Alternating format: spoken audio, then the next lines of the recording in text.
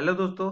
तो ये है हमारी शॉर्ट वेरी शॉर्ट जो चल रही थी अंतरराष्ट्रीय विधि का सेकंड क्वेश्चन। वेरी इंपॉर्टेंट है। ठीक है, क्या है क्वेश्चन? सामुद्रिक पेटी। ठीक है, सामुद्रिक पेटी है।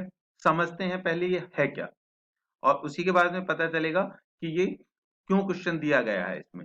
सामुद्रिक पेटी समुद्र का वह भाग होती है, मतलब जो समुद्र होता है उसका एक भाग होती है। कौन सा भाग होती है? जो समुद्र तटीय, समुद्र का किनारा, समुद्र तटीय बोलते हैं समुद्र के किनारा राज्य से मिला होता है, तथा राज्य की उस पर क्षेत्रीय प्रभु प्रभुत्व संपन्नता भारत आंतरिक और बाहरी रूप से निर्णय लेने के लिए स्वतंत्र होती है। मतलब कि ये एक समुद्र है, समझना, ये समुद्र है और यहाँ पर एक राज्य बसा हुआ है। तो सामुद्रिक पेटी ये जो भाग होगा, ठीक है, ये जो भाग होगा इसको बोला जाएगा सामुद्रिक पेटी। तो इसके आंतरिक मतलब कि अंदर और बाहर की जो जितनी भी जगह है, ठीक है, उस पर किसका हक होगा? राज्य का हक होगा। और राज्य की प्रभु सत्ता मतलब कि उसका मालिक राज्य ही होगा। अब वो ही उसकी देखभाल करेगा, सारे क्रियाकलाप वही, वहां पर कुछ वस्तु है, कुछ चीज है, तो वो उसी का मालिक होगा। सपोज दैट कि यहाँ पर एक बंदरगाह है, ठीक है, तो बंदरगाह किसके अंडर में आएगा? राज्य के अंदर में आएगा। और बंदरगाह कैसे चलेगा, क्या उसके नियम होंगे, वो राज्य बनाएगा। ठीक है, तो इसी को बोलते हैं सामुद्रिक पेटी। अब सपोज कि यहाँ पर कोई राज्य है, ठीक है, और एक राज्य यहाँ पर है, तो इसका यहाँ से लेकर के यहाँ तक की जो पेटी है उसका मालिक ये राज्य होगा। और यहाँ से लेकर के और यहाँ तक का जो इस समुद्र का और तट के बीच में, मतलब समुद्र का जो तट है, राज्य और समुद्र के बीच का जो तट है, इसका मालिक कौन होगा? यही राज्य होगा। जैसे महाराष्ट्र में है, ठीक है, महाराष्ट्र में बीच होते हैं, ठीक है, सामुद्रिक पेटी बीच को हम कहते हैं। ठीक है, बीच को कह सकते हैं। जैसे मद्रास है, उसमें मैरीन बीच है, ठीक है, तो बहुत सारे बीच हैं। तो उनकी जो जिम्मेदारी है वो राज्य के अंतर्गत ही आती है और राज्य के ही कानून वहां पर चलते हैं। चलिए आगे देखते हैं कि 1958 के सामुद्रिक पेटी से संबंधित जेनेवा अभिसमय, अभिसमय बोलते हैं सम्मेलन, ठीक है, जेनेवा सम्मेलन के अनुच्छेद 1 के अनुसार किसी देश की आंतरिक और बाहरी रूप से निर्णय लेने की स्वतंत्रता समुद्र के उस भाग पर ही रहती है जिसे सामुद्रिक पेटी कहते हैं।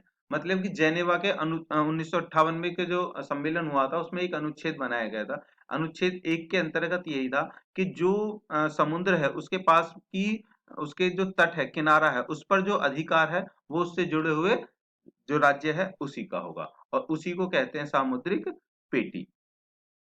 वह उसके ऊपर वायु मंडल, ये वायुमंडल है, ठीक है, वायुमंडल में तथा समुद्र के तल पर भी रहती है। समुद्र विधि पर सम्मेलन के अनुच्छेद 2 के अनुसार 1982 समुद्र तटीय समुद्र का किनारा, राज्य की निर्णय लेने की स्वतंत्रता, उसकी भूमि क्षेत्र तथा आंतरिक पानी तथा आर्कीपेलिंग एक द्वीप प्रदेश, एक द्वीप प्रदेश, राज्य के मामले के द्वीप समूह आर्को आर्कीपेलागिक पानी के पर समुद्र जी पार्श्वस्थ पेटी तक होती है। इस पार्श्वस्थ पेटी को ही समुद्रिक पेटी कहते हैं। अब देखिए इसको थोड़ा सा और समझ लेते हैं। जैसे ही मैंने बताया था कि ये समुद्र है, ठीक है, ये समुद्र है सारा और ये राज्य है। तो उसने कहा था कि जो ये समुद्र है उसके जितना भी उसका एरिया आ रहा है, ठीक है, उसके ऊपर आसमान में अगर प्लेन उड़ता है या कुछ उड़ता है तो वो राज्य की परमिशन से ही उड़ेगा। और यहाँ के जमीन के नीचे जो तल है, इस जो अ, समुद्र का किनारा है, समुद्र आगे गया, समुद्र में पानी है, पानी के नीचे जो तल है, अब वहां पे कोई वस्तु, वहां पे कोई खनिज पदार्थ कुछ भी पाया जाता है तो उसका अधिकार राज्य का होगा। और वो नीचे तल से लेकर के आसमान तक उसका पूरे का जो मालिकाना हक है वो उसी राज्य पर होगा। और इसी जो तल से लेकर के आसमान तक का जो मतलब कि गैप होता है उसी को बोलते हैं पार्श्वस्थ, पार्श्वस्थ समुद्रिक पेटी कहते हैं, जिसको जो अनुच्छेद 2 के अनुसार 1982 में किया गया था। ठीक है दोस्तों, तो आई होप कि ये क्वेश्चन आपको समझ में आ गया होगा। ठीक है, तो इंपॉर्टेंट क्वेश्चन है, ध्यान रखिएगा, पेपर में आएगा बिल्कुल, और उसका आंसर भी आप बिल्कुल अच्छे देंगे और आपको बिल्कुल 4 नंबर मिलेंगे। अब मैं एक बात आपको और भी बता दूं कि कभी कभी हो जाता है कि इनको जो शॉर्ट में रख देते हैं, तो दोस्तों बिल्कुल घबराना नहीं है।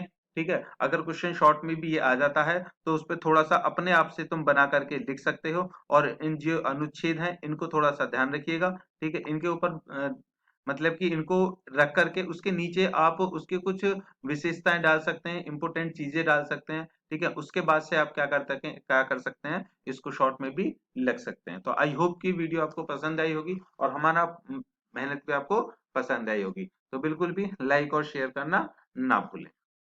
मिलते हैं नेक्स्ट वीडियो में नेक्स्ट क्वेश्चन के साथ। तब तक के लिए बाय बाय।